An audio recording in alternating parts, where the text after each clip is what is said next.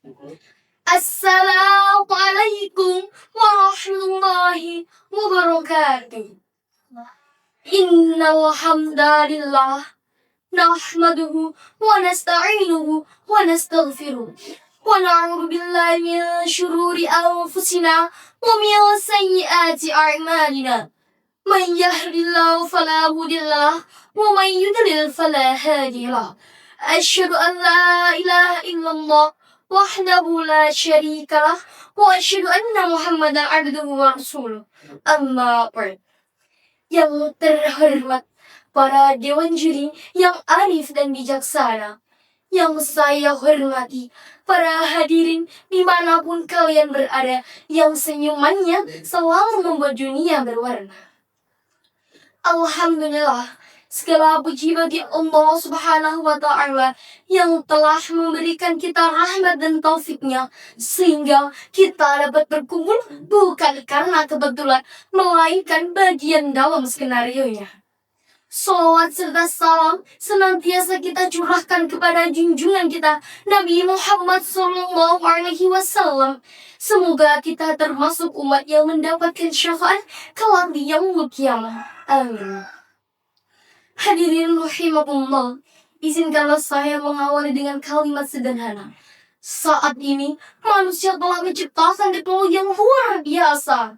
Sampai-sampai kita dapat memesan makanan hanya hitungan menit, membayar tanpa mengeluarkan uang tunai, berbelanja tanpa keluar rumah, dan bahkan mengirim uang hanya dengan satu sentuhan jari. Namun hadirin, di balik kemajuan itu ada satu hal yang perlahan mulai hilang, yaitu nilai. Saat ini orang-orang tidak lagi bertanya apakah ini halal, tetapi mereka bertanya apakah ini menguntungkan. Maka tak heran apabila keuntungan menjadi tujuan utama dan kejujuran menjadi korban pertama. Allah Subhanahu wa Ta'ala mengingatkan kita dalam Quran surat Al-Mutaffifin ayat 1-3. A'udzu billahi minasy syaithanir rajim. Bismillahirrahmanirrahim.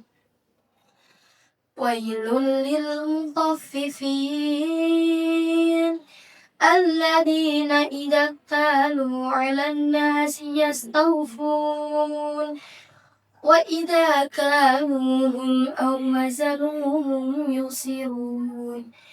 Celakalah bagi orang-orang yang curang, yaitu orang-orang yang apabila meminta takaran orang lain, mereka minta disempurnakan, dan apabila memberi takaran untuk orang lain, mereka minta menguranginya.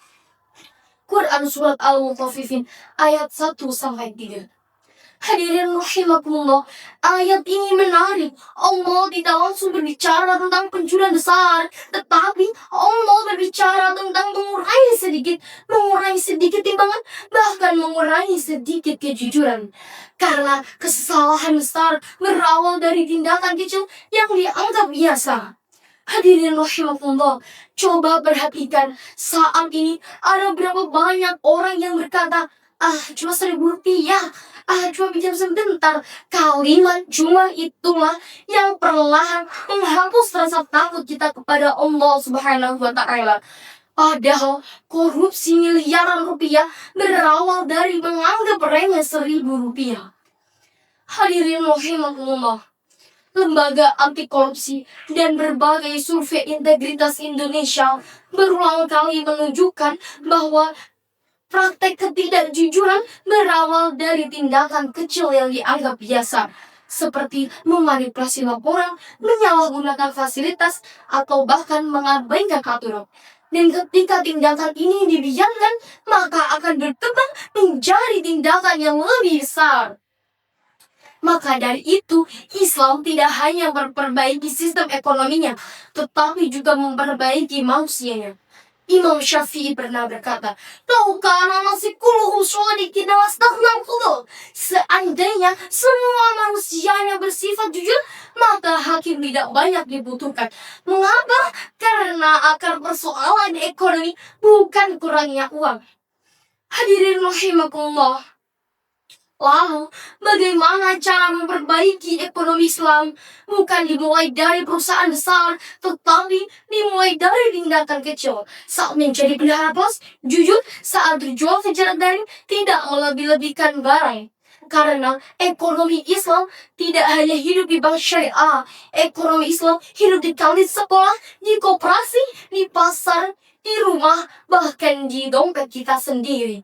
Hadirin rahimakumullah, saat ini kita takut apabila kehilangan uang. Tetapi apakah kita sangat takutnya dengan kehilangan keberkahan? Kita takut apabila saldo berkurang. Tetapi apakah kita takut pahala berkurang? Kita sibuk menghitung keuntungan, tetapi lupa menghitung pertanggungjawaban. Padahal Rasulullah SAW bersabda, setiap harta yang kita miliki akan ditanya dari mana diperoleh dan kemana dibelanjakan. Artinya, setiap rupiah akan menjadi saksi. Maka jangan sampai berkata, ini hanya uang kecil, karena yang kecil itulah akan diperhitungkan. Mari kita bangun ekonomi Islam yang tidak hanya tumbuh, tetapi juga tumbuh dengan nilai. Karena ketika nilai dijaga, kepercayaan tumbuh. Dan ketika kepercayaan tumbuh, keadilan hadir. Dan ketika keadilan hadir, disitulah ekonomi Islam benar-benar hidup. Bukan hanya sekedar sistem, melainkan juga karakter. Semoga Allah menjadikan kita insan yang amanah, adil, jujur, dan setiap rupiah yang kita cari sebagai jalan menuju ridhonya. Pergi ke pasar membeli kemeja, ditawar murah sampai melarat. Mohon dimaafkan salah kata saya, namanya juga manusia, bukan aplikasi Dana. Wassalamualaikum warahmatullahi wabarakatuh.